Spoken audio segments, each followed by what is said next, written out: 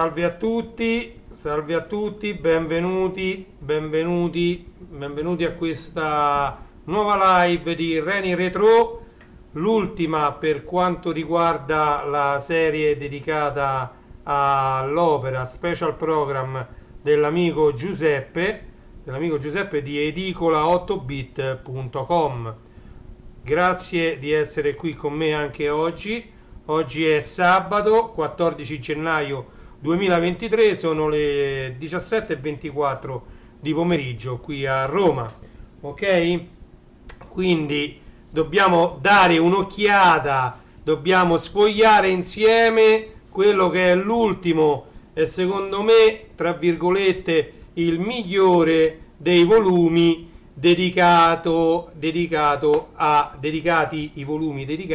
a Special Program, ok? Un saluto a Giuseppe che è già dei nostri, ok? Allora, qui ci sono sempre i soliti cartoncini che andiamo a levare. Qui ci ho rimesso quello che vi ho fatto vedere ieri, il mio, diciamo, archivio giochi per Amiga e per Commodore 64, e come al solito andiamo a fare un riassunto, andiamo a vedere quello che abbiamo visto nei 5 episodi precedenti, quindi andiamo a dare un'occhiata a quello che è il volume 1 di quest'opera. Guardate quante pagine sono, ben 600 pagine a volume, ok? Con in copertina, diciamo, tutti i numeri di Special Program contenuti in ogni volume con la relativa pagina dove si trova il fascicoletto, ok?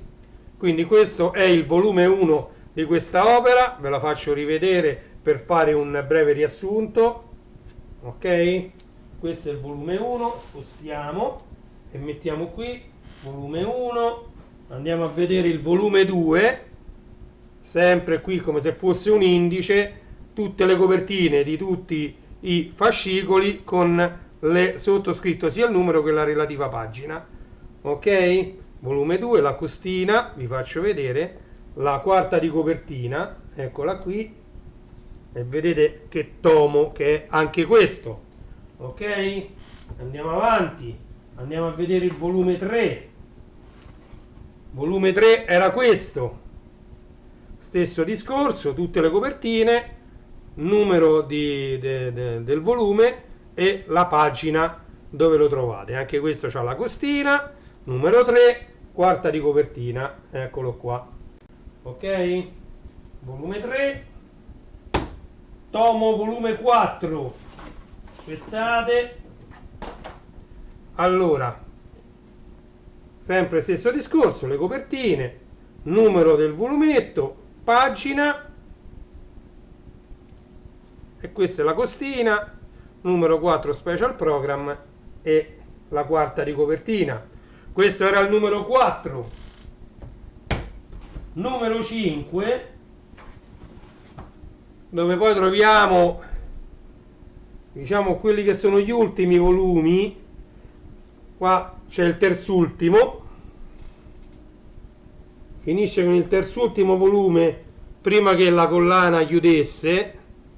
Come abbiamo già visto, abbiamo già parlato, in quegli anni si sviluppava velocissima l'informatica e quindi molte riviste si trovavano a chiudere. E adesso dobbiamo andare a vedere la copertina, che è diversa, del volume 6. Attenzione che sul volume 6 c'è parecchio da dire, ok?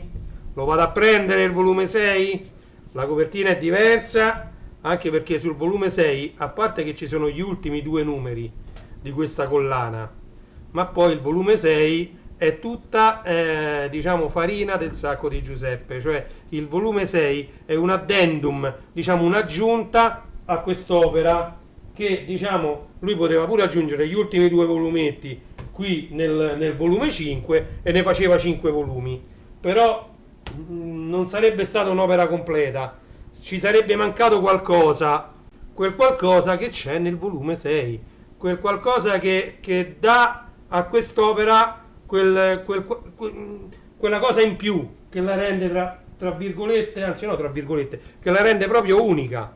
Vado ragazzi, vado. Eccolo il volume. A parte che aspettate, ve lo faccio vedere. Guardate, blu e arancione. Già questo vi deve far capire qualcosa. Blu e arancione.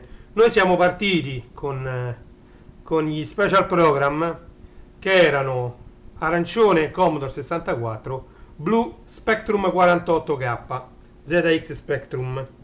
Ok? Allora, qui oltre a sfogliare i numeri 91 e 92 di special program, adesso li vedremo insieme, vedremo anche quello che contiene questo volume 6, questo volume speciale, questo volume aggiunto, questo volume diciamo che completa l'opera. Eccolo qua. Allora, qui vediamo i protagonisti messi in prima pagina. Commodore 64 ZX Spectrum. Questo è lo Spectrum con i tastini di gomma. Questo è lo Spectrum piccolino, quello che io vi dicevo si metteva in un cassetto, bastava attaccare 3 cavetti e lo potevate usare per giocare. Staccavate i 3 cavetti e lo rimettevate nel cassetto. Questo era un po' più grande come tastiera rispetto a lui. Lui però aveva il beeper, questo c'ha il SID, quindi già dal punto di vista sonoro erano diversi. Questo è il registratore originale Commodore del Commodore 64 e questo usava un banale registratore qualsiasi con l'ingresso e l'uscita Air e mic. Air era cuffia, mic microfono, ti davano insieme, io ce l'ho ancora, il cavetto originale grigio e nero, grigio era il microfono, nero era la cuffia, e quindi potevamo usare il nostro Sinclair per caricare le cassette azzurre e il nostro dataset Commodore per caricare le cassette arancioni. Questo è Special Program volume 6, indice generale. Allora, perché vi ho detto che è un qualcosa in più? Perché qui il nostro amico Giuseppe ha raccolto il meglio che c'è di tutti gli special program, ok? E non è a caso che è bicolore, guardate, arancione e blu, arancione e blu. Guardate che questi colori, bastano questi per riportare alla memoria tanti pomeriggi passati con gli amici a giocare, a caricare da cassetta questi giochi. Allora, tutti i giochi con immagini. Vedete, l'indice generale comprende solo gli ultimi 2 numeri di special program. Allora, questo è il penultimo numero di special program. Ok? Rombo. Vedete? Adesso ce ne andiamo a sfogliare pagina per pagina, poi ci fermiamo. Ok? Guardate sempre la qualità, Io mi soffermo anche sulla qualità.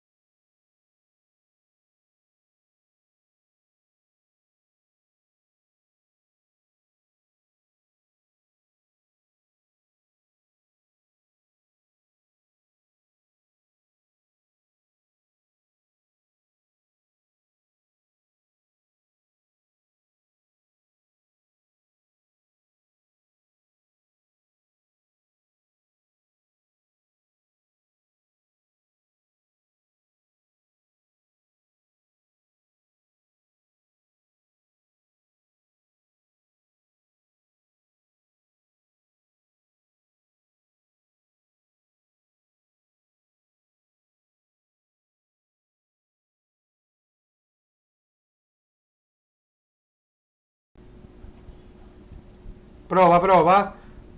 Giuseppe, quanto tempo fa si è piantato l'audio? Quanto tempo fa? Perché purtroppo è la telecamera che ogni tanto mi fa questo difetto. Quanto tempo fa si è bloccato l'audio? Che io vado un po' indietro, sono ancora in tempo per recuperare. Scrivimelo quanto tempo fa, perché è importante per me, che così la recupero quello che... Ah, un minuto, ok. Allora, un minuto, quindi stavo parlando di quest'opera.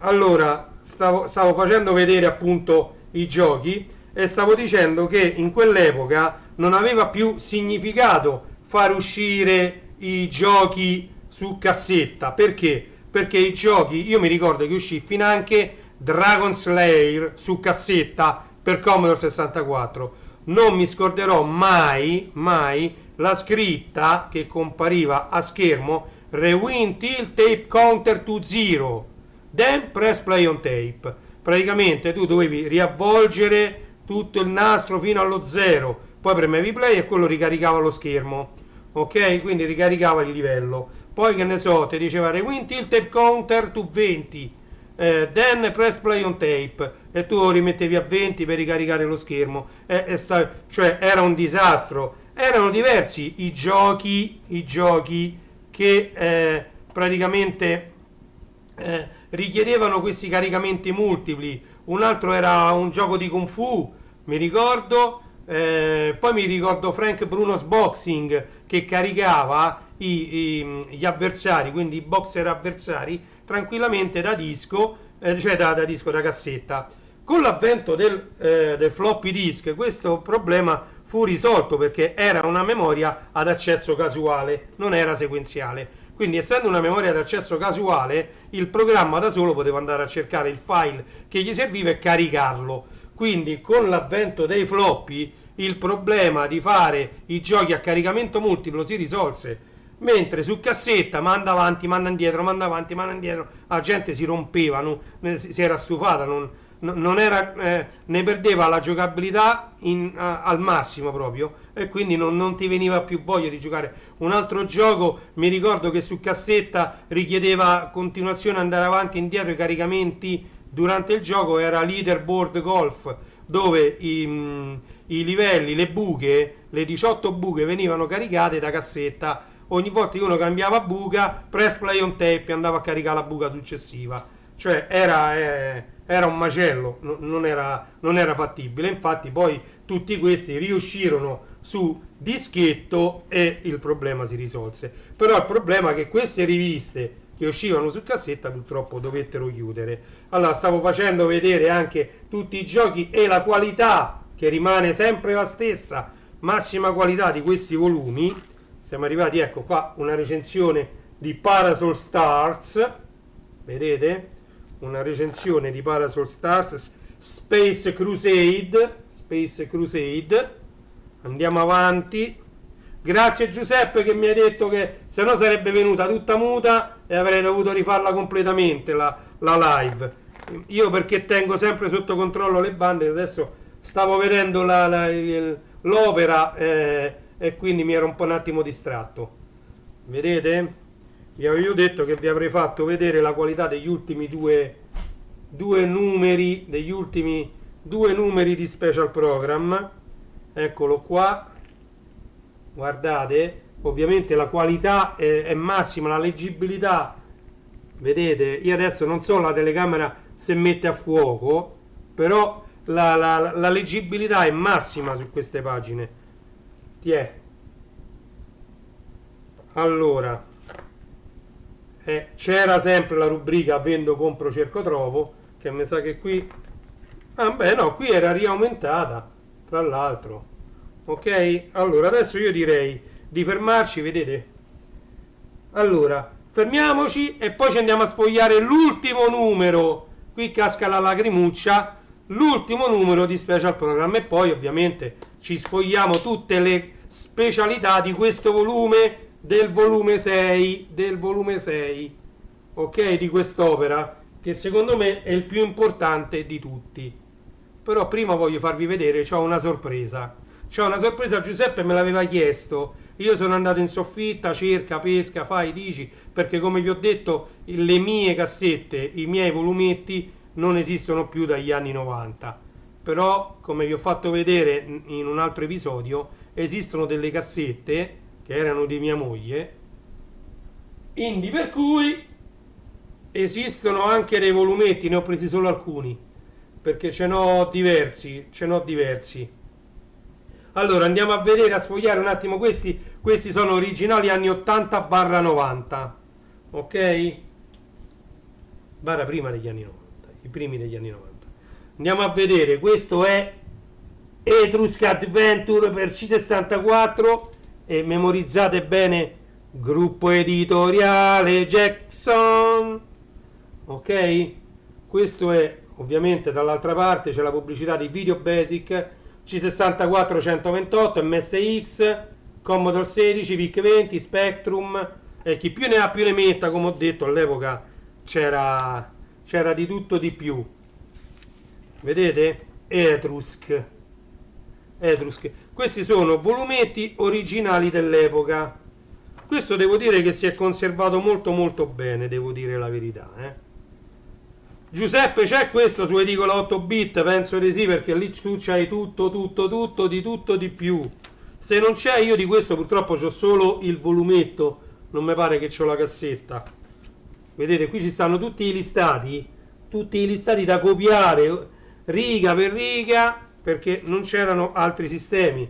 Questi sono tutti listati che non finiscono mai. Vabbè, andiamo avanti, noi vi faccio vedere due. Diamanti, un altro gioco listato da scrivere a manetta sul computer. Serpentone, altro listato da mettere sul computer.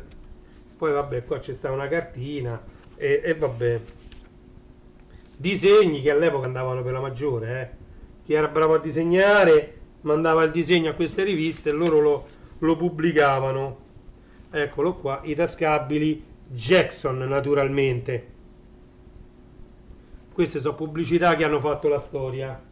Allora, poi c'era questo a 15.000 lire, questo mi sa che era direttamente su dischetto, lire 15.000, non so se si legge, speciali utilities, data maker, il super game Delta Fighter, questo era della Systems, ha fatto un sacco di roba la Systems, tra i quali un MS-DOS emulator, era della Systems, c'era il Turbo Pascal emulator, sempre della Systems, la Systems aveva fatto diverse cosette molto molto interessanti, io avevo diverse riviste della Systems con dischetto allegato, guardate qui c'è Data Maker, Shoot Off, 4VD RAM Disk, Koala Reader, tra l'altro il Koala Reader era un programma dedicato, non è una collana inserita, hai capito? Quindi questo, vabbè, forse perché Jackson, tu ce n'hai altra roba Jackson,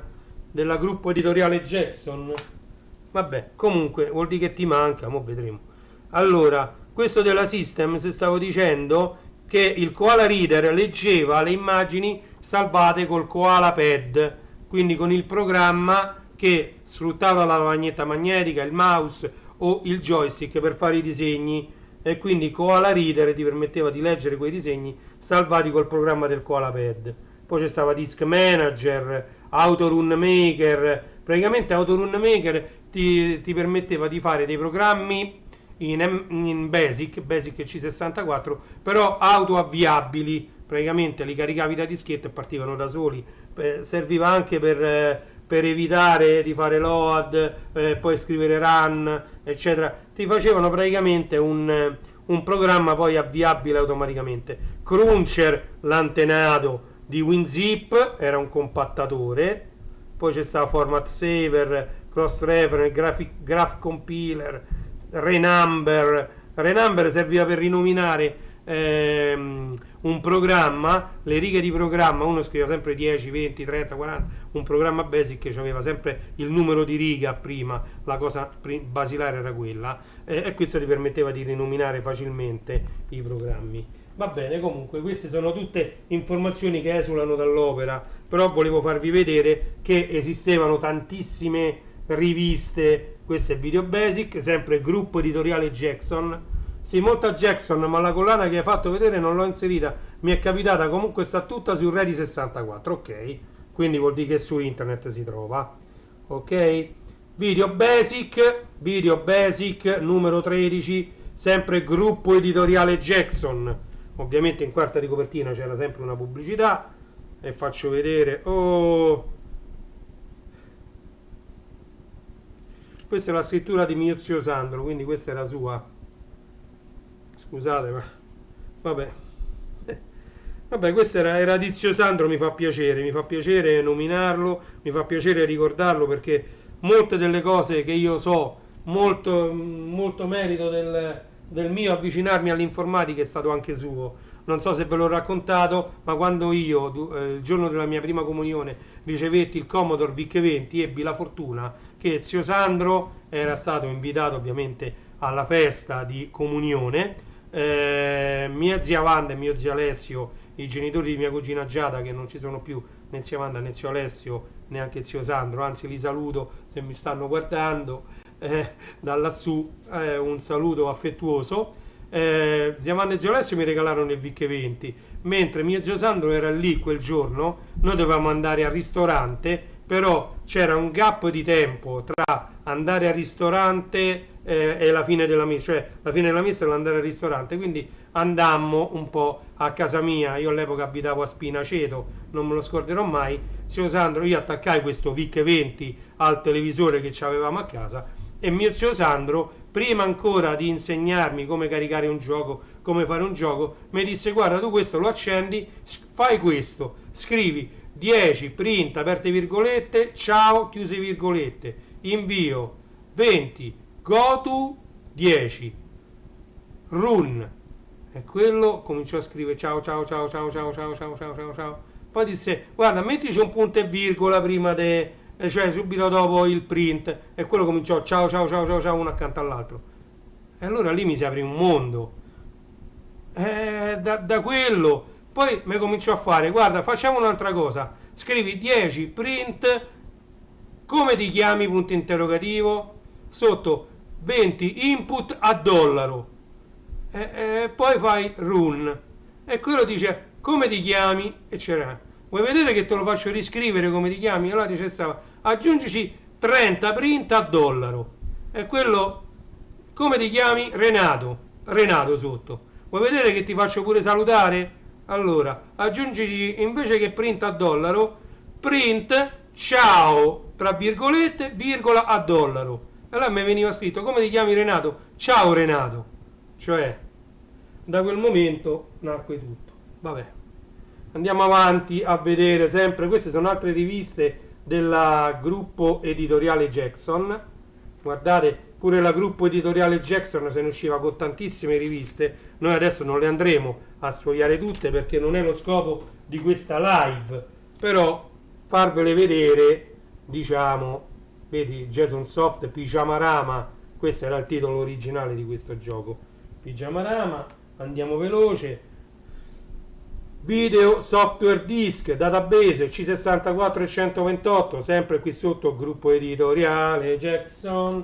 Andiamo avanti, guardate, Video Software Disk gruppo editoriale Jackson, e vado avanti, gruppo editoriale Jackson. Qui c'è, ovviamente c'è stavano la Russia e l'America che stavano cioè all'epoca, vabbè, con Rocky, lo sappiamo, con tutti i film e cose, non correva buon sangue. E adesso andiamo invece all'editore che gli piace a Giuseppe, volumetto originale, i Magnifici 7, 7 fast loading biturbo. E questo è un volumetto originale, come vedete, ovviamente scritto, qui ci stanno i giri, come vi ho detto qui è sporco, vedete? Per quanto questo è tenuto, sembra nuovo, sembra appena uscito, però ovviamente essendo arrivato ai giorni nostri non è perfettamente pulito, non è diciamo perfetto come l'opera di Giuseppe. Questo sono volumetti tenuti benissimo, guardate, però l'opera di Giuseppe, come lo volete chiamare, edicola 8 bit, quello che volete, è veramente straordinaria, proprio per la pulizia delle pagine, per aver per aver migliorato anche la leggibilità, perché sicuramente dopo la scansione con la pulizia, con la lavorazione, ovviamente è migliorata anche la leggibilità, modificando anche magari il contrasto delle scritte nere su sfondo arancione. Si leggono molto meglio su quest'opera qui che non sui volumetti originali. Io me lo ricordavo questa cosa, e quindi diciamo che effettivamente è così. Ciao Willy, guardate, questo è Willy, sto facendo vedere questo che è un volumetto originale degli anni 80, ok? Computer boxing. Vedete, questo è il volumetto originale degli anni 80. Tra l'altro la grandezza, se lo vogliamo vedere, guardate come Giuseppe ha rispettato la grandezza al millimetro, cioè al millimetro. Questa è l'opera di Giuseppe, guardate un po', al millimetro, sono sovrapponibili perfettamente. Dove vai? Che devo fare ancora vedere diverse cosette. Vedete? Questi sono, come dicevo, che Giuseppe l'ha pure molti ricostruiti, molti ripuliti. Questo andava a diciamo ad essere ritagliato e posizionato sulla custodia della cassetta, e dietro ovviamente c'era la pubblicità, i Magnifici 7, in modo che se uno tagliava qui la rivista non perdevi niente di quello che c'era scritto qua, ok? E questo, vedete, il mercato di hardware. Vedete, qua non c'era vendo, compro, cerco, trovo, ma si chiamava il mercato di hardware e software. Il mercato di hardware e software. Firelight, vedi? Firelight. Opla, qua devo mettere. Va bene, andiamo avanti. Questo è Special Play Games. Vedete che giochi qui è colorato. Ma io l'ho visto un numero di questi giochi con la I colorata. Porca la miseria, quindi questo era quello mio che girava. Gira su Facebook e pure su Instagram una foto di un volumetto con la I colorata, con la I così. Quindi era mia, ma pensate, manco me lo ricordo, chissà quanti anni fa io l'ho pubblicata su Facebook questa immagine. E quindi poi alla fine l'hanno fatta girare pure tutti gli altri. Ma pensa te, Willy, fa sempre piacere averti nelle mie live, lo sai. Un caro saluto. Allora, questo ovviamente esula magari anche questo, quindi non vi faccio vedere questo volumetto, perché guardate che sono riuscito a trovare. Tra l'altro vedete che viene menzionato sempre nei Magnifici 7 anche Special Program. Vedete qui in alto? Eccolo qui, il loghetto Special Program, 32 pagine a colori, no? Ed eccolo, io lo sono riuscito a trovare in omaggio a una maglietta eccezionale. Chissà che fine ha fatto, questa mia moglie l'avrà sicuramente buttata, perché questo è un fascicoletto di mia moglie. Vedete qui è scritto numero 9, scritto a penna, vedete, è un po' tutto, si vede che c'ha il tempo, vedete i giri scritti qua, vedete? Questo è uno Special Program originale del 1984. Cazzo. No, no, no, no. Giovane, c'è qualcosa che non mi torna. Allora, direttore responsabile, edizioni società SIPE SRL, Milano, registrazione al numero E. Ma qui perché non c'è scritto di quando è? Vedi, direttore responsabile Elvio Fantini, SIPE SRL, registrazione al Tribunale di Milano, bla bla, spedizione in abbonamento postale, Milano, stampa grafica, ma mensile, anno 3, numero 24. Giuseppe, di quando è l'anno 3, numero 24? Che qui non è scritto. Spedizione in abbonamento postale.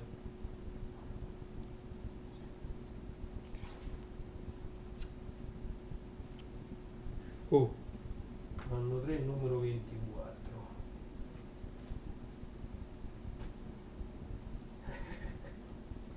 che ce l'hai a fare st'opera? 24 737. Oh. Scusa, 737. E lei. Ho subito, cazzo. Qui anche non c'è scritto. La scansione è quella, Giuseppe. Il 24 è del luglio-agosto 86. Sui primi numeri non c'erano le date. Ma infatti guardate.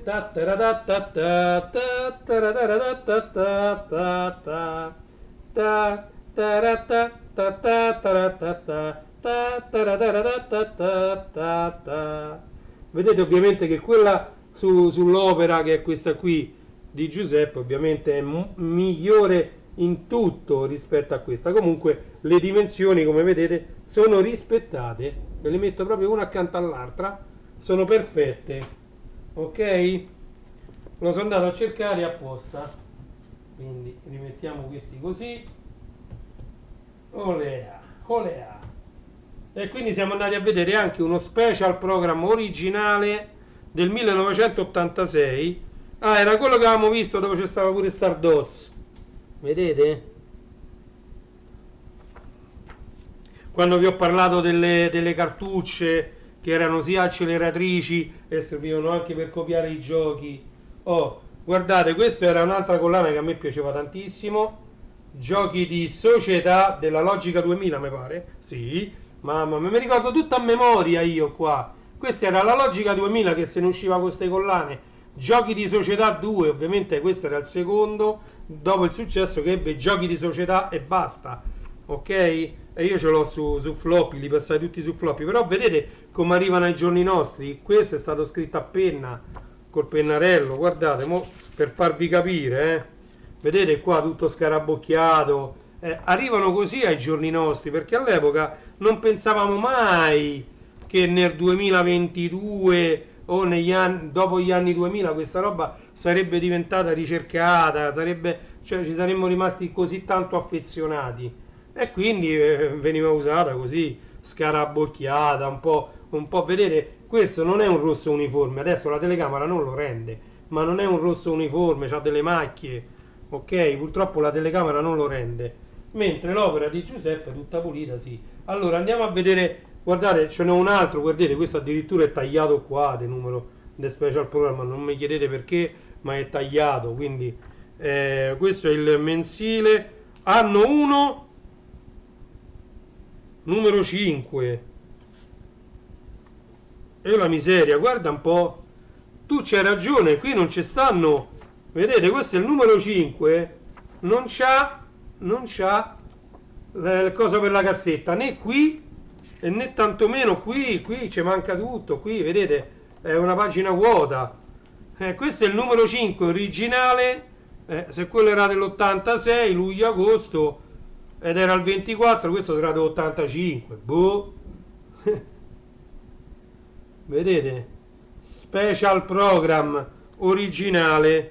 E qui ovviamente si parla di con altri 10, vi aspettiamo il prossimo mese con il numero 6 in edicola di special program con altri 10 nuovissimi videogiochi che girano sul vostro Commodore CBM 64 e sullo Spectrum 48K, assolutamente da non perdere. Perché il mondo che c'ha sotto i piedi sono i paninaro.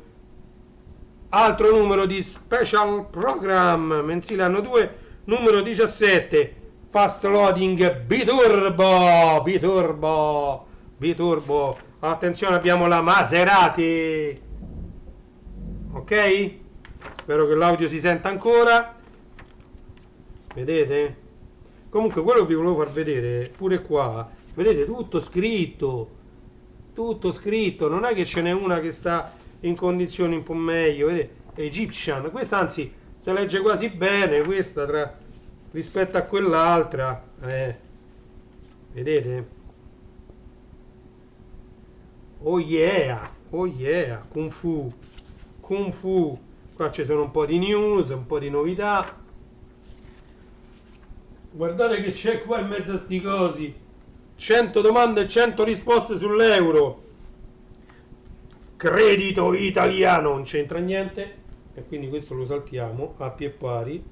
Un volumetto, questo l'avranno dato nel 2001, quando passammo all'euro. Qui ovviamente non c'è scritto un tubo. 1998. Questo è un volumetto che davano al credito italiano, che spiegava cos'era l'euro, come si usava, come si userà, perché poi da qui al 2001 ne sono passati di anni. Allora, ci dobbiamo andare a sfogliare sempre sul volume 6 di Special Program, aperta parentesi. Per acquistare quest'opera trovate tutti i link in descrizione del video di YouTube, qui lo potete comprare su eBay tramite edicolo 8 bit. Vi ho messo anche il link al profilo di Giuseppe su Facebook, gli potete scrivere tramite Messenger tranquillamente, lui risponde sempre e subito, ok? Quindi se volete quest'opera completa di 6 volumi andate su eBay, andate su edicolo 8 bit o edicolo8bit.com, www.edicolo8bit.com, o scrivete direttamente a Giuseppe, trovate tutti i link in descrizione del video su YouTube. Ok? Chiusa parentesi. Allora, dobbiamo andare a vedere l'ultimo emozionante numero di Special Program, tutto bello ripulito. Vedete qui la scritta Spectrum 48K era cambiata, vedete, perché prima guardiamo, vabbè, questo addirittura c'era scritto solo 32 pagine a colori, però se andiamo a vedere, ecco, era scritto diciamo con un carattere, sembra Arial normale, mentre qui hanno usato un carattere un po' più speciale, un po' più bello. Tra l'altro vedete, ci hanno aggiunto 128k, ecco perché pure. Allora, anche bonifico che si risparmia, perché lui ha fatto un pacchetto che se pagate col bonifico c'è una percentuale di sconto, adesso non mi ricordo quant'era, però c'era non una percentuale, un tot di sconto se pagate col bonifico, ok? Quindi fidatevi che non c'è, guardate, vi potete fidare. A me Giuseppe questo pacco me l'ha fatto un martedì, penso in mattinata, tarda mattinata gliel'hanno ritirato, lui mi ha mandato la tracciabilità, neanche facendo a tempo la giornata di tracciabilità, perché io alla fine della mattinata del giorno dopo, quindi di mercoledì, io ho ricevuto il pacco, non sono passate quasi neanche 24 ore tra la spedizione e quando io l'ho ricevuto, quindi potete fidarvi proprio tranquillamente, potete fargli il bonifico tranquillamente. Allora, stavo dicendo che qui c'è scritto anche 128k, perché lo Spectrum 48 veniva sostituito piano piano dallo Spectrum Plus che aveva 128k, e quindi fecero dei giochi, questi ultimi due, vedete, per lo Spectrum 128k, che erano quindi leggermente migliori, mentre il Commodore 64, anche se disponeva di una bellissima espansione, quella che adesso la chiamano REU, ma prima si chiamava 1764 RAM Expansion Unit, poi per abbreviare l'hanno chiamata REU, che significa RAM Expansion Unit, ovviamente, però io la chiamavo 1764.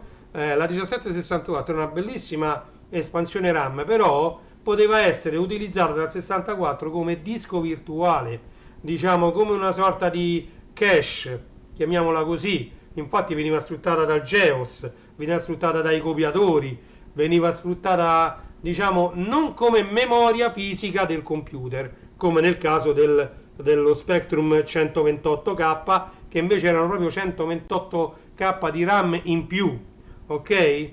La 1764, anche ultimamente, che è andata a ruba per Sonic, che è un gioco, un porting su Commodore 64 del conosciutissimo gioco Sonic, viene sfruttata appunto per andare a caricare e a scaricare determinati livelli a una velocità che neanche il drive era in grado di offrire. Perché il GEOS la sfruttava? Perché bisognava avere sempre, io vabbè il GEOS l'ho sempre usato con due floppy almeno, c'avevo due 1541, in uno c'avevo il GEOS boot che era lo stivale ed era il dischetto di avvio del sistema operativo, perché lui per passare, che ne so, da GeoWrite a GeoPaint per esempio, quindi da un programma di scrittura a un programma di disegno, doveva passare per GEOS boot, che era il desktop, GEOS desktop, ok? E quindi c'era bisogno di due floppy, oppure se tu avevi la 1764 e mettevi praticamente questo GEOS boot, questo GEOS desktop, tutto quanto dentro la REU, dentro l'espansione di memoria, era istantaneo il caricamento del desktop, quindi tu potevi chiudere GeoPaint, aprire GeoWrite quasi in tempo reale, ok? Però veniva sempre utilizzata questa 1764 come RAM di appoggio, come se fosse il RAM disk che poi oh, Willy si è trasferito su Facebook, ribenvenuto,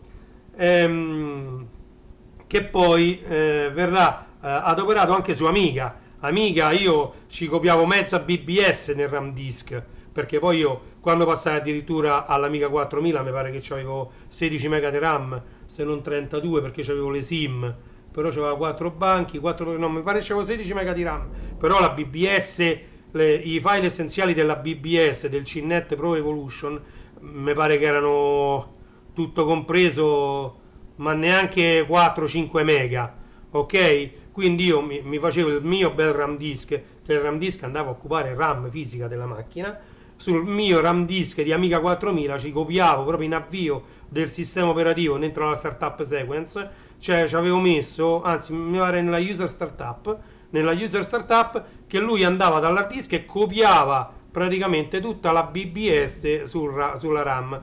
Poi ovviamente bisognava stare attenti, perché quando gli utenti usavano dei file che dovevano essere scritti, ovviamente poi c'era un bash, un programma che lavorava in background, che mi andava a copiare, mi pare ogni minuto o ogni 30 secondi, i file importanti dove diciamo il sistema scriveva dalla RAM di nuovo all'hard disk. Quindi non c'erano rallentamenti, perché gli utenti quando si connettevano con tutte le linee che c'avevo della BBS lavoravano in RAM, e poi dalla RAM veniva copiati i file importanti sull'hard disk una volta al minuto, una volta ogni 30 secondi in background. Lo faceva l'Amiga, che poi era multitasking, c'aveva questo multitasking che era superiore all'MS-DOS, che l'MS-DOS non era mai stato multitasking.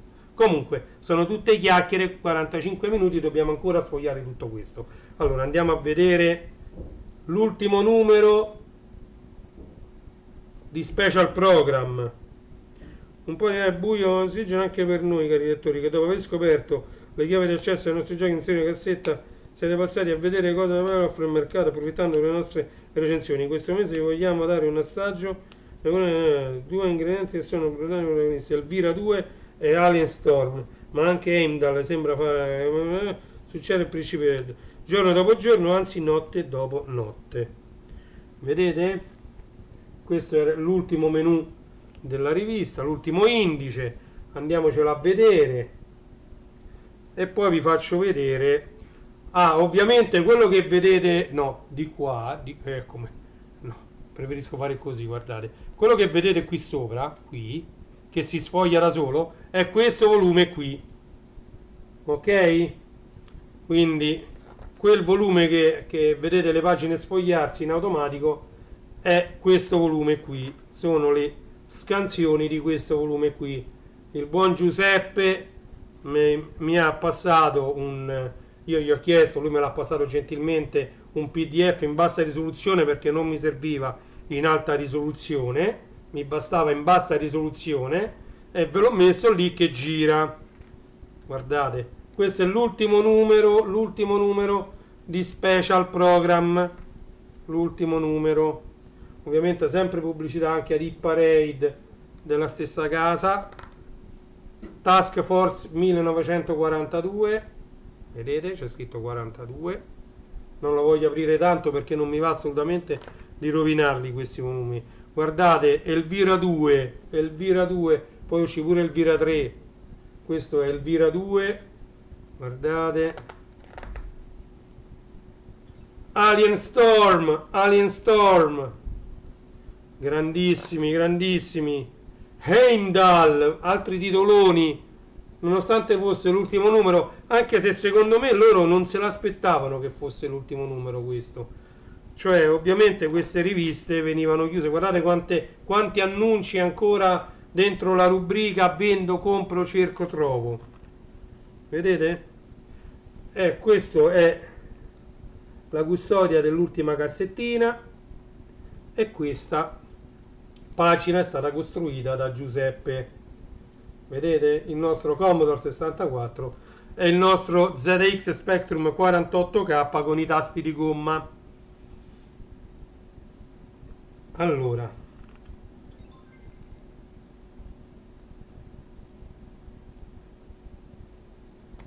grandissimo lavoro, tanti complimenti a Giuseppe per quest'indice. Allora, adesso qui è scritto troppo fitto fitto, non potete leggere bene, ve lo dico io.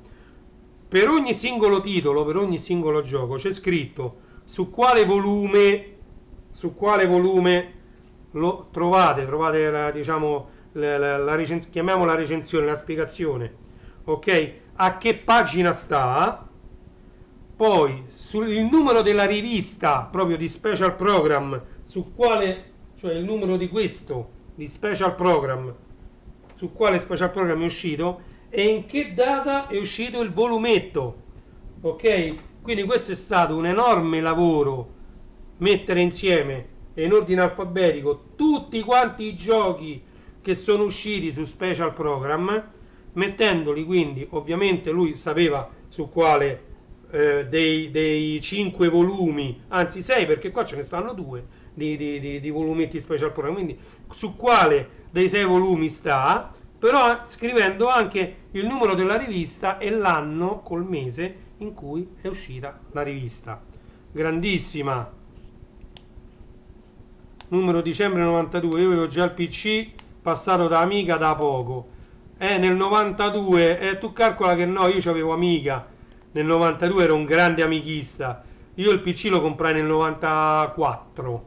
Nel 94 avevo un 166 Pentium 166 senza MMX, perché io non passai per i 486, non passai per i 286, non passai per i 386, un cacchio niente dei 86, perché c'era il vicino mio di casa che era PCista, chiamiamolo così, niente, lui aveva il PC, magari lui giocava pure a giochi un po' più ricercati, però l'MS-DOS non era multitasking. C'era Windows 3.11 che faceva ridere, dai, non si prendeva in giro. Warbench gli era superiore in tutto, se non fosse solo per il multitasking che c'aveva, che io riuscivo a fare tante cose contemporaneamente, già col Warbench 1.3, tra un po', e lui invece ancora che tribolava con l'MS-DOS e con Windows, se c'avevi Windows 3.11 caricato non potevi fare nient'altro, vabbè, lasciamo stare che era un po' limitato il PC all'epoca. Poi ovviamente con l'uscita di Windows 95 ci fu un sorpasso enorme, cioè anche l'hardware gli era molto superiore all'Amiga, anche se non fosse altro perché ci stavano le schede intercambiabili. Se ti serviva una scheda audio migliore, non ti piaceva il beeper, ci mettevi una Sound Blaster 16, una Ave 32, cambiavi, che ci stavano sui slot ISA. All'epoca c'erano gli slot ISA a 16 bit, poi vennero sorpassati dagli slot PCI a 32 bit. Quindi diciamo che se ci volevi una scheda grafica migliore, all'epoca ci si poteva associare pure la 3DFX, che era la scheda grafica accelerata sui PC, quando su Amiga dovevi spendere un patrimonio per prendere la Picasso 4. Cioè ci compravi tutto un PC con quello che costava una Picasso 4.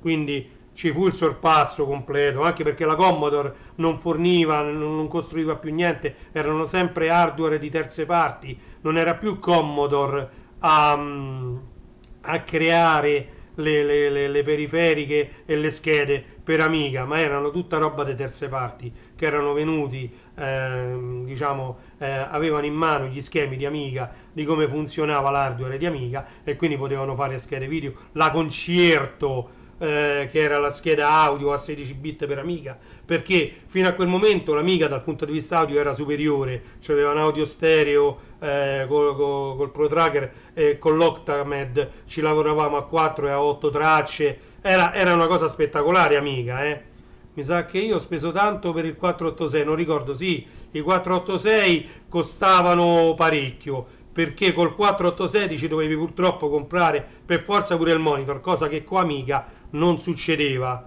ok? Però calcolate che il 486 aveva già i drive incorporati, se c'avevi un 486 sicuramente c'aveva pure il floppy da 3 pollici e mezzo incorporato, cosa che aveva anche Amiga, però spesso e volentieri te lo davano pure con l'hard disk da 40 mega, quindi con già l'MS-DOS installato su hard disk.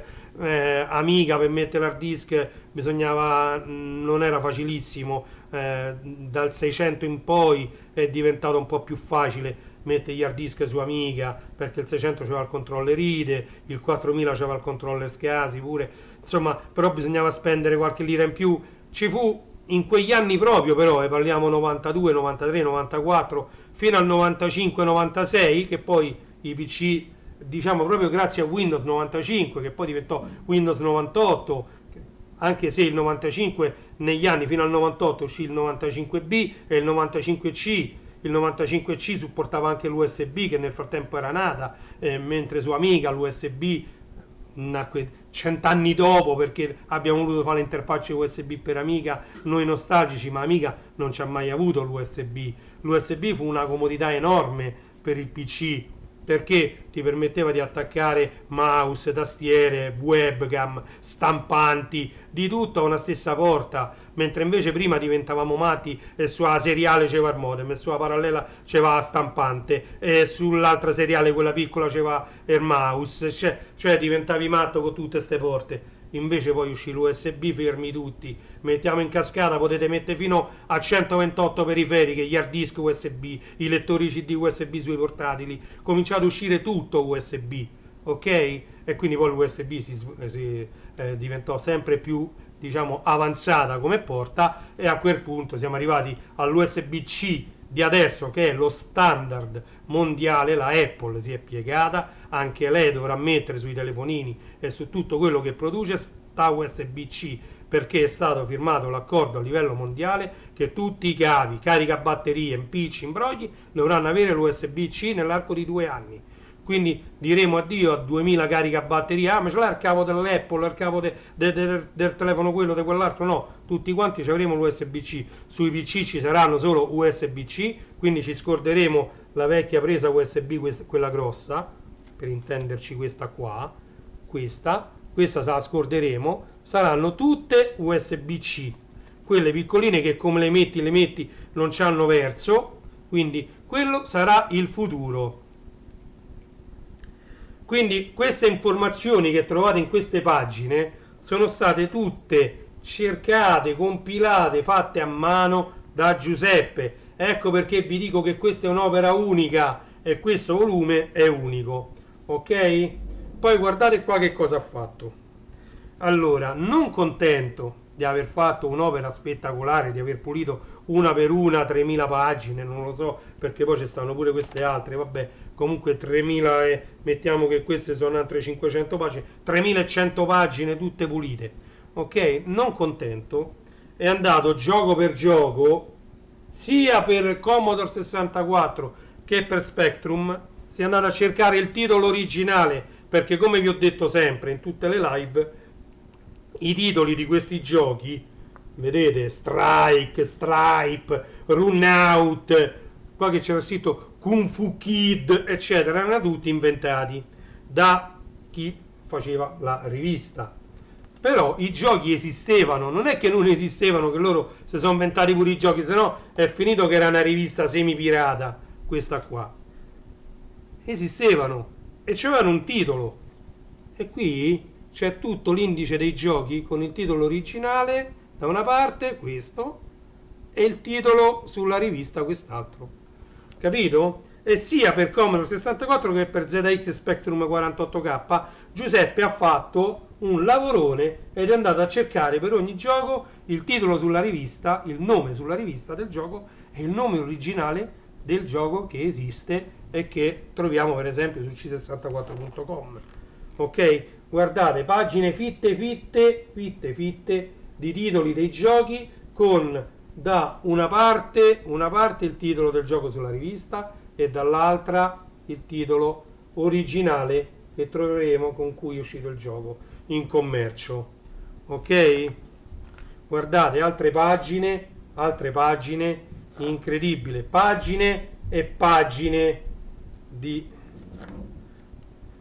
giochi. Oh, non contento Giuseppe di aver fatto questo lavoro, che già è un lavoro enorme. Perché io dico che questo volume 6 è il migliore secondo me di tutta l'opera? Non contento di questo, Giuseppe ha fatto altre pagine, ha fatto un lavorone che per me è d'applauso ed è la cosa che a me più piace, perché voi sapete che io sui giochi non sono mai stato un sì, infatti, ma non hai visto quello che sto per far vedere adesso, quindi trattieniti in altri 5 minuti che ti faccio vedere un'altra cosa che vabbè, la state vedendo già di qua, io non riesco a fare questa speculazione qua sopra, però ve lo faccio vedere sul volume originale.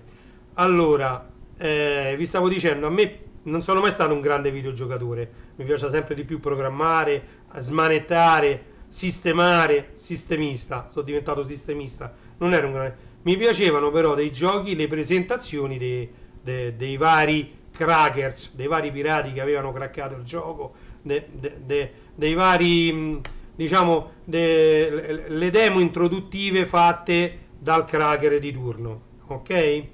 Allora, su queste riviste, su Special Program, prima di ogni singolo gioco c'era una schermata, come ho detto, disegnata o col koala pad, quindi con la tavoletta grafica del Commodore 64, o addirittura col joystick o col mouse del Commodore 64, ok? Molti sono stati cercati da Gaetano allora, ringraziamo anche Gaetano Chiummo, un grande. Quando io non riuscivo a trovarli, lui chiedeva aiuto a Gaetano Chiummo, lo salutiamo, a Gaetano, lo ringraziamo per aver aiutato il nostro amico Giuseppe nel completare l'opera con i titoli originali dei giochi usciti su Special Program con il nome alterato. Quindi stavo dicendo che mi piacevano parecchio le introduzioni ai giochi. Nel caso di questa collana, i giochi erano introdotti da un disegno. Cosa ha fatto Giuseppe? Sbedebem! Ha messo tutte le schermate che stanno sulle varie riviste, una dopo l'altra, senza scritte, senza nulla, tutte quante, vedete? Tutte quante messe sequenzialmente, e non ci stanno da un lato quelle dello Spectrum e da un lato quelle del 64, no, tutte quante quelle del 64 insieme. Quante sono? Centinaia, migliaia, non lo so se sono migliaia, mi sa. Quante sono queste immagini, Giuseppe, tu che lo sai? Vedete? Queste sono tutte quelle del 64.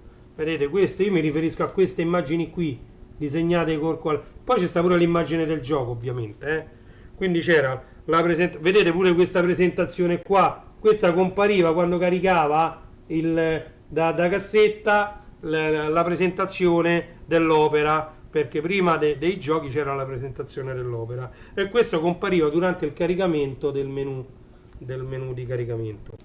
E poi quello che io mi riferisco, questa è disegnata e questo era il gioco, ok? Guardate quante ne sono, ma ne sono tantissime. Guardate, ed è stato un lavoro enorme andare ad impaginare, tra l'altro guardate la qualità con cui sono state stampate, lavorate queste immagini, diciamo così, sono perfette. Guardate, io gli posso fare una foto con la mia macchinetta, con la macro, e vengono fotografie perfette a tutto schermo. Vedete? Questo è il numero 11 C64 Spectrum, che vanno a braccetto, che tra l'altro questa immagine di C64 Spectrum, quelli dell'età mia ce l'hanno nel cuore, non c'è niente da fare. Allora, guardate, queste sono tutte le schermate, vedete? Schermata del pupazzo di neve e poi il gioco, ok? Ma guardate che Lancelot, da una parte Lancelot e dall'altra il gioco, vedete? No, complimenti a Giuseppe, quello che non è riuscito a fare, vedete? Cioè, quest'opera è qualcosa di spettacolare. Formula 1, guardate, questo e questo è il gioco. Questo è il disegno introduttivo del gioco. 850 per C64, 850 per Spectrum. Moltiplicate per 2 perché, come vi sto dicendo, ovviamente c'è sia la schermata iniziale che il gioco. Quindi se sono 850 giochi, sono 850 intro e 850 giochi per Commodore 64 e 850 per 2 per Spectrum 48K. Quindi pensate che anima di lavoro che c'è dietro questo volume. Ok, secondo me questo volume è stato quello, diciamo, più che ha richiesto più tempo. Oddio, pure quegli altri, perché quegli altri andare a editare e ad andare a rendere così uniformi ogni singola pagina, pure sugli altri c'è stato parecchio lavoro, però lì diciamo che c'aveva le pagine già belle fatte, già belle impaginate, mentre queste le ha dovute impaginare una per una lui. Quindi diciamo che secondo me qui diciamo era un po' aiutato dal fatto che aveva già pulito queste immagini, quindi lui aveva l'opera fatta per questo, che sempre lui l'ha fatta, cioè niente da... però poi se l'è dovuta impaginare, quindi questo volume pure ci ha avuto un sacco di lavoro pure su questo. Quindi diciamo che il lavoro che c'è dietro un'opera, noi siamo sempre portati molti lettori, molti utilizzatori di queste opere, basta per Commodore, se no diventiamo troppo, vi faccio vedere qualche immagine per lo Spectrum, eccolo qua. Cominciamo con lo sfondo blu,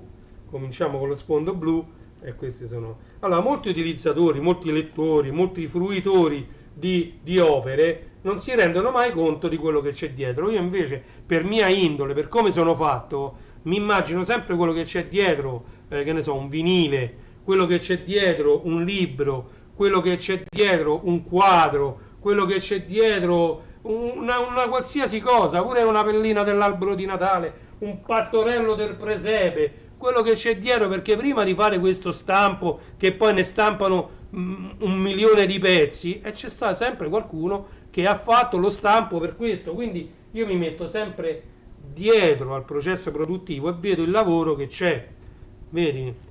Per fare l'indice, perché non sapevo come fare, ma ci sono riuscito. Lo so, poi ci siamo sentiti con Giuseppe, una cosa che non vi ho detto, durante la lavorazione di quest'opera con Giuseppe ci siamo sentiti su Messenger, qualche consiglio me lo chiedeva, ma io non sapevo neanche consigliargli, perché io non sarei mai in grado di fare un'opera del genere. Io sono molto bravo, un sistemista, quello che volete, ho una conoscenza molto ampia di hardware, software, di elettrica, di elettronica, eccetera, però un'opera non saprei proprio da dove cominciare per fare un'opera del genere, assolutamente. E lì invece ci vogliono persone come Giuseppe, che invece sanno poi dove mettere le mani, e alla fine pure lui ha chiesto un po' aiuto, diciamo sicuramente anche ad altre persone, consigli, soprattutto consigli di come realizzare un'opera, di come farla, e alla fine è venuto fuori un lavoro veramente, veramente eccelso, veramente fatto bene, vedete, sono molto molto contento di quest'opera, di averla presa, di averla acquistata, perché vale veramente molto la pena. Io adesso non vi sto facendo vedere una dopo l'altra le pagine, perché se no ci vuole un'eternità, ne sto spogliando a 6-7 alla volta, 10 alla volta, ok? Perché guardate che allora alla fine di queste immagini poi andiamo, perché poi la diretta, guardate che sono 1 ora e 6 minuti che sto chiacchierando, allora andiamo, voglio andare all'ultima pagina di queste immagini per ZX Spectrum. Ecco, guardate, questi sono gli ultimi giochi, vedete, numero 92 lato B, ok? Tra l'altro timepad che ricorda parecchio Arkanoid. E poi andiamo a girare, e qui cosa troviamo? Gli ultimi giochi per il Spectrum, e qui le copertine delle cassette dalla numero 75 fino alla numero 92. vedete? 91 e poi 92, ok? In chiusura ovviamente ci sono i ringraziamenti. Un dovuto ringraziamento a tutte le persone che hanno contribuito alla creazione e alla lunga vita del sito edicola8bit.com. Se lo volete mettere, il sito esatto è www.edicola8bit.com, 8 scritto al numero, ok?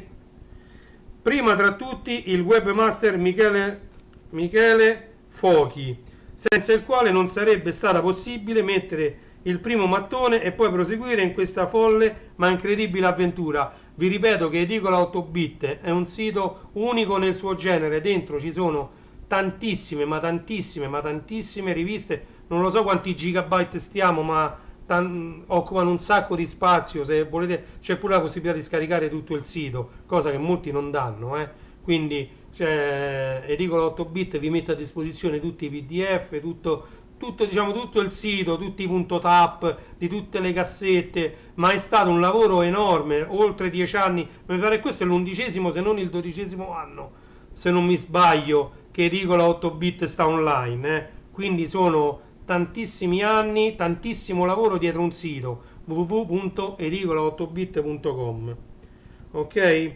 Segue un elenco di tutti coloro che hanno contribuito con scansioni, dump e invio di materiali, di informazioni e molto altro ancora.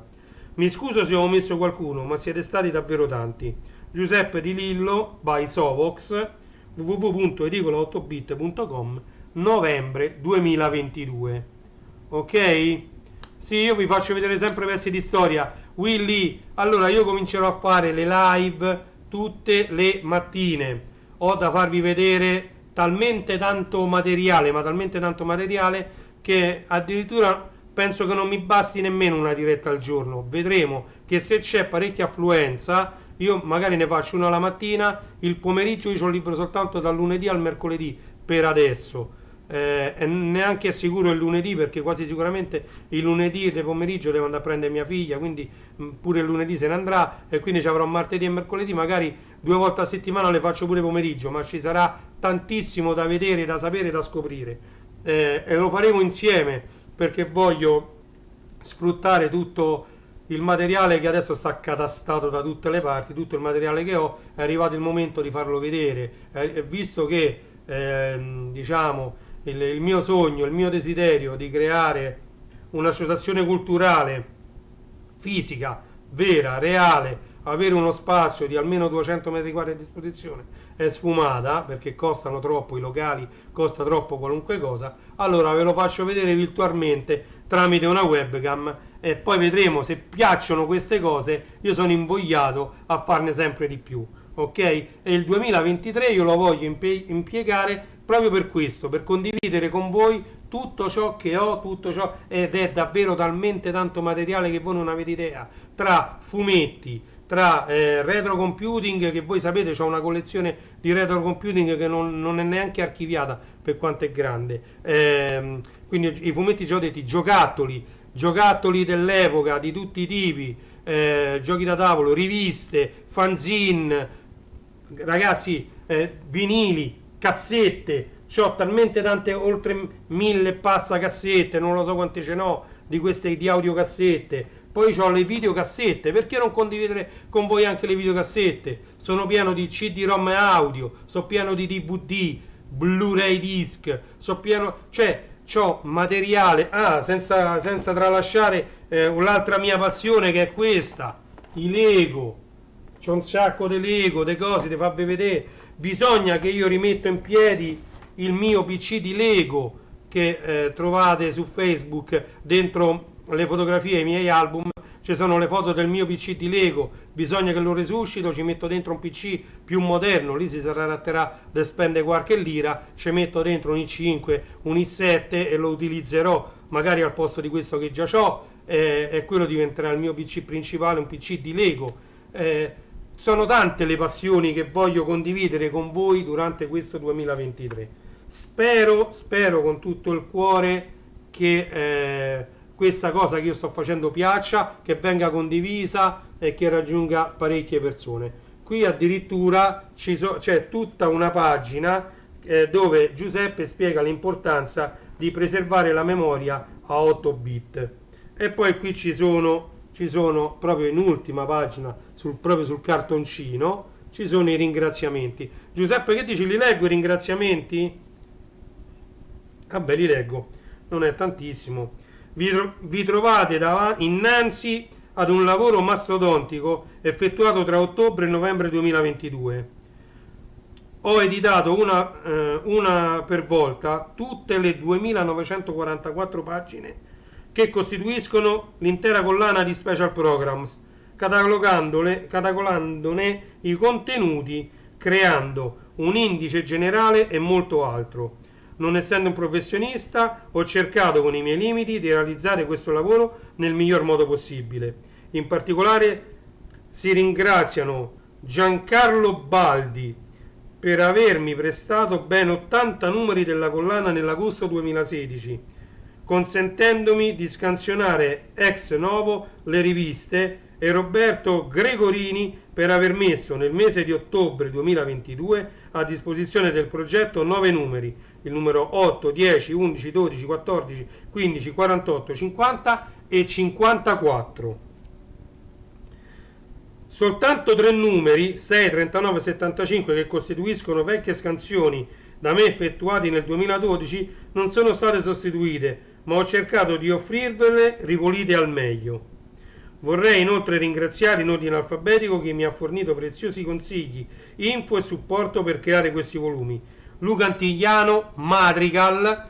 Ricordiamo che Luca Antignano ha fatto anche Zapraine, che è un libro molto bello. Cercate il video nel mio canale YouTube perché c'è il video dedicato a Zapraine di Luca Antignano, detto anche Madrigal. Io ho conosciuto Luca nei primissimi anni 2000, quando lui aveva fatto un sito dove stava portando su PC l'emulazione di tutti i vecchi scacciapensieri della Nintendo, i Game & Watch Nintendo e non solo, perché come sapete la Nintendo se ne uscì con i Game & Watch molto famosi e molti li copiarono. Io avevo per esempio Slot Machine, ancora me lo ricordo, che era una copia dei Game & Watch, non era un Game & Watch Nintendo originale. Lui ha messo gli emulatori di tutti questi giochi, tra virgolette, con il display a cristalli liquidi si chiamava, perché non si chiamava ancora LCD, era come gli orologi della Casio, erano giochi a cristalli liquidi dove i disegni già c'erano e si coloravano di nero a seconda dell'omino dove andava. Non poteva andare dove gli pareva, ma poteva muoversi soltanto su quei disegnini che si vedevano in trasparenza mettendo, diciamo, il Game & Watch per traverso, oppure quando si resettava diventava tutto nero e si vedevano tutte le varie posizioni che l'omino poteva prendere all'interno del gioco. Comunque i giochi a cristalli liquidi ne uscirono tantissimi e lui ancora sul suo sito ce li ha questi emulatori per PC che ci si può giocare tranquillamente. Poi c'è sta Carmine Carbone e Francesco Piccardo, ok? E in ultimo, ma non certo per importanza, ringrazio te, lettore, che hai supportato e valorizzato il mio lavoro acquistando questa collezione. Giuseppe Di Lillo by Sovox, www.edicola8bit.com, novembre 2022. Vedete, così si conclude questa opera enorme di Giuseppe. Ringrazio tantissimo per averla realizzata, perché come vi ho detto negli altri episodi, nessuno di noi aveva tutti i numeri di Special Program dentro casa, è inutile, non c'erano abbonamenti che funzionavano così bene, cioè all'epoca si andava in edicola, ecco, e come vi ho fatto vedere, una volta compravi Special Program e magari il mese dopo compravi i Magnifici 7, ma non è che magari un mese potevi comprare tutte e due, insomma erano pochi quelli che... e quindi tra l'altro, ecco, vi volevo far vedere appunto la grandezza del volumetto originale è esattamente uguale a quella dell'opera di Giuseppe, vedete? È identica, quindi Giuseppe ha mantenuto il formato originale della rivista, proprio sovrapponibili perfettamente, vedete? vedete, ve lo faccio vedere che non è che l'ho messo più avanti o più indietro, vedete? È perfetta, la stessa identica grandezza, ok? Quindi questo è un altro punto di forza di quest'opera, la grandezza che ricalca alla perfezione millimetrica quella della rivista originale, perfezione millimetrica, vedete, millimetrica, è perfetta, ok? E quindi detto questo, ragazzi, se chi è collegato ha qualche domanda da fare sull'opera in chiusura di live, io cercherò di rispondere per quello che posso sapere. Abbiamo anche l'autore Giuseppe in linea, edicola 8 bit, quindi se volete fare qualche domanda scrivetela tranquillamente nella chat. Io, se state su Facebook, la leggo ad alta voce. Attenzione, volevo vedere, vedete, oggi mi sono scordato di attivare Twitch, vediamo se c'è collegato qualcuno su Twitch subito, se qualcuno vuole fare qualche domanda su Twitch, vediamo, io leggo la domanda ad alta voce, vediamo, ecco, sono connesso su Twitch, scrivete da adesso in poi la domanda, scrivetela da adesso in poi la domanda, se volete fare una domanda. Vedo che c'è qualcuno connesso su Twitch, quindi se avete domande scrivetele da adesso in poi, io le posso leggere, prima non le ho potuto leggere, ok? Aspetto qualche secondo, se qualcuno ha qualche domanda rispondiamo in tempo reale. Nel frattempo vi faccio vedere qualche altro volumetto di questi special program originali e vi faccio vedere in che cosa è stato grandioso. Ecco, questo per esempio non volevo fare, questo tagliato, non l'avevamo sfogliato, sempre della serie Arrivano rovinati, guardate quanto è scritto questo, cioè quindi il lavoro dietro c'è, vedete qua che sembra tutto pulito, se io ve lo avvicino qua c'è un 70 scritto, di qua c'è un altro numero 118, vedete 118 133, quelli sono i giri da dove inizia e dove finisce, vedete qui c'erano degli appunti addirittura scritti, vedete, quindi diciamo che l'opera di pulizia DPS 1101, allora la DPS 1101 era una stampante a margherita. Allora in chiusura proprio, tanto oramai sono le 19, facciamo un'ora e mezza e siamo a posto. Che cosa significa stampante a margherita? Allora, all'epoca le stampanti, io avevo una macchina da scrivere elettronica che si poteva attaccare con un cavo speciale anche al computer, però io non comprai mai questo cavo, che era a margherita. Allora, noi ci ricordiamo tutti, siamo partiti, quelli dell'età mia, con la macchina da scrivere ciunk ciunk ciunk ciunk, che sbatteva i martelletti addosso a un nastro che era bicolore rosso e nero, che si alzava se volevi stampare di nero, si abbassava se volevi stampare di rosso, e tu potevi stampare in due colori, o nero o rosso, su un foglio, ok? Che scorreva quando uno tornava indietro il rullo, ok? E queste macchine da scrivere si chiamavano a tamburi, perché c'erano questi tamburelli, ognuno con una lettera, che sbattendo sul nastro e contemporaneamente sul foglio lasciavano la letterina scritta, ok? Questo era il sistema di scrittura delle macchine da scrivere, le Olivetti, ma non solo le Olivetti, ok? Tante macchine da scrivere. Subito dopo questo sistema cominciarono a nascere le prime stampanti ed anche le prime macchine da scrivere elettroniche. Le macchine da scrivere elettroniche avevano anche una particolarità, che potevano cancellare. Come potevano cancellare? Praticamente queste macchine da scrivere elettroniche avevano una margherita, cioè era un cerchio su cui c'erano tutte le lettere, ok? Al posto del nastro telato e inchiostrato nero e rosso veniva utilizzato un nastro che era quasi come i vecchi trasferibili, tutto nero, ok? Della grandezza dei caratteri, ok? A quel punto la margherita girava a seconda della lettera che doveva stampare e c'era uno stantuffo che sparava questa lettera addosso al nastro trasferibile che dall'altra parte c'aveva il foglio, quindi sparava come se fosse un trasferibile una lettera, ok? Se noi sbagliavamo a scrivere una lettera c'era un nastro che era, chiamiamolo così, adesivo, diciamo così. Essendo quello che noi avevamo stampato un trasferibile, se noi sparavamo la stessa lettera nello stesso identico punto, quel nastro adesivo si andava ad attaccare la lettera e se la riaspirava e se la tratteneva. Ok? Quindi purtroppo il nastro che si cancellava, ma pure quell'altro, il nastro trasferibile, erano utilizzabili una volta sola, mentre i nastri telati si potevano utilizzare più volte, bastava rinchiostrarli. Io con l'MPS 803 li rinchiostravo e li riutilizzavo perché io stampavo tantissimo con l'MPS 803. Ok? E quindi queste erano le cosiddette stampanti a margherita. E qui la 1100 nominata qui era una stampante Commodore a margherita, la DPS 1101, stampante a margherita. Con la stampante a margherita le scritte venivano tutte nere, ma sembravano stampate, ok? Mentre con le stampanti a martelletto dipendeva pure da quanta forza tu davi alla lettera, quindi alcune venivano più chiare, altre più scure, e non dipendeva dal nastro, non dipendeva dal nastro. Quelle invece ad aghi c'avevano chi 8 aghi, 12 aghi. L'ultima che io mi comprai, la Epson GPC, no, la Epson a 24 aghi, aveva una definizione molto alta su un nastro telato, però lo stesso si vedevano i puntini, ok? Quindi le stampanti ad aghi erano caratterizzati da questi puntini che formavano la lettera.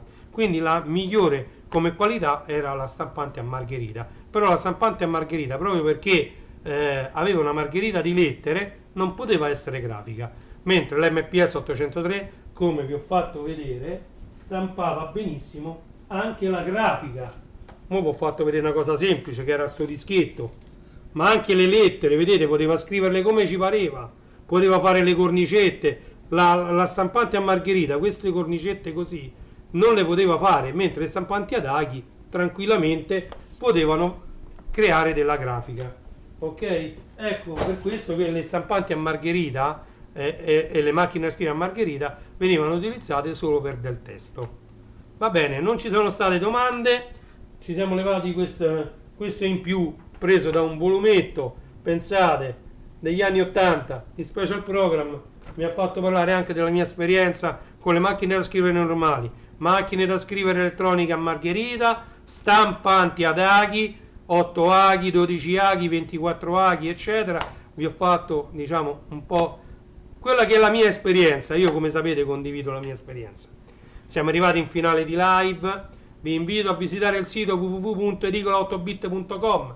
Troverete lì tantissime riviste con le cassette allegate in formato TAP, in formato che potete leggere tranquillamente con i vostri emulatori WinVice, CCS64, quello che vi pare. Vi installate un emulatore sul PC, vi scaricate la vostra cassettina, la caricate con l'emulatore e potete tranquillamente essere trasportati negli anni 80 e nei primissimi anni 90 con un emulatore. Ci trovate anche le versioni per MSX, ovviamente le riviste che c'erano, che ne so, sul lato B i giochi per Commodore 16, per Plus 4, per ZX Spectrum. Vi dovete scaricare il relativo emulatore e potete anche leggere quelle, diciamo, quelle immagini di cassette, quei file, le date in pasto all'emulatore e potete giocarci tranquillamente. Ok? Quindi www.edicola8bit.com. Ringraziamo Giuseppe Di Lillo per essere stato con noi durante la live, lo ringraziamo soprattutto per aver realizzato un'opera che andrà a finire sicuramente in mezzo alle cose a cui sono più affezionato sulla mia libreria qui a casa, e quindi è un'opera a cui rimarrò per sempre affezionato, questa di Giuseppe. Lo ringrazio tantissimo di aver realizzato quest'opera. Vi ricordo che per acquistarla ci sono tutti i link in descrizione del video, oppure andate su edicola8bit.com, andate su eBay e cercate ovviamente questo by Edicola 8bit by Giuseppe Di Lillo, scrivete Sovox, non so lui come ha messo l'annuncio, comunque lo trovate il link a eBay in descrizione, trovate tutto in descrizione del video.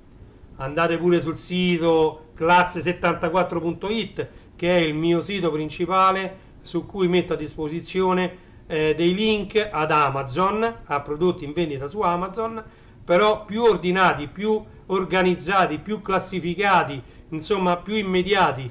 Troverete diverse aree. Cliccando su ogni immagine che c'è sul mio sito classe74.it verrete trasportati sull'app di Amazon se state col cellulare o sul sito di Amazon se state col PC, dove potete fare l'acquisto con il vostro tranquillamente username e password di Amazon. Non dovete fare registrazioni su nessuno dei miei siti.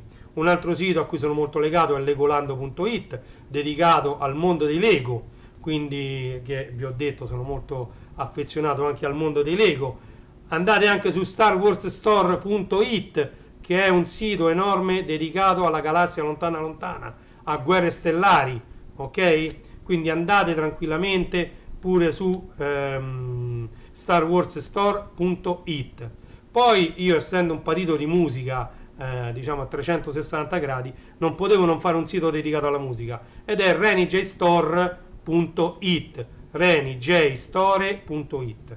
Su questo troverete giradischi, amplificatori, casse, mixer, cuffie, microfoni, un po' di tutto quello che serve per la musica, ok? Per viverla da appassionati, non da musicisti. Non ci sono strumenti musicali, assolutamente no. Per viverla o da DJ o da fruitori di musica, ok? Non ultimo, non meno importante, è il mondo del vinile.it. Io sono appassionato di vinili, ne ho oltre 6.000. Nelle prossime live andremo a vederli tutti questi vinili, ad archiviarli, a sistemarli. Ho bisogno appunto di dargli una numerazione. Io sono rimasto a 2.000 circa archiviati, sono 6.000, ce n'ho 4.000 a cui dare un numero, se no non li trovo più. Sono diventati troppi. Ogni volta che voglio sentire un disco non lo trovo, e quindi è deleteria questa cosa. Devo archiviarli. Ho deciso di farlo in live insieme a voi, quindi nelle prossime live andremo ad archiviare i vinili. Andate su Il Mondo del Vinile se volete acquistare dei vinili su Amazon, perché lì sono organizzati. Sul Mondo del Vinile trovate i vinili colorati da una parte, vinili di musica italiana dall'altra, vinili autografati dall'altra, vinili in edizione speciale da un'altra parte, cioè tutto ben organizzato, ok? Io vi ringrazio, sono le 18:50 di questo sabato 14 gennaio 2023. Ringrazio tutti quanti di essere stati con me. Siamo arrivati alla fine di questa serie di 6 episodi dedicati appunto all'opera di Giuseppe, special program, 6 volumi, tutta l'opera, ok? Quindi tutti i volumetti di special program rilegati in 6 comodi volumi che si possono consultare, si possono vedere un po' ovunque uno sta, se ne porta uno. Sono grossi e pesanti, però possono essere portati tranquillamente in giro, ok? Niente, io non ho che da ringraziare tutte le persone che sono ancora connesse. Mi preparo per la sigla di chiusura. Auguro a tutti una buonissima serata. Reni Retro, ok? Vi lascio una buonissima serata. Ci vediamo. Vi invito ovviamente a registrarvi al canale YouTube, al mio canale YouTube Renato De Vita, ad attivare la campanella, perché è l'unico modo che avete per sapere quando io vado online. Io raramente faccio video registrati perché non sono capace, né ho l'hardware per poterli lavorare. Faccio sempre live, mi piace parlare, chiacchierare in live e scambiare 4 chiacchiere, e niente. Attivate la campanella perché è l'unico modo che avete per sapere quando io vado in diretta, ok? Mettete, se vi fa piacere, un like al video prima di andare via, perché i like fanno girare di più i video su YouTube. Grazie mille a tutti, buona serata. Ore 18:52, la live è durata 1 ora 30 minuti e 40 secondi. Grazie a tutti, buon sabato sera.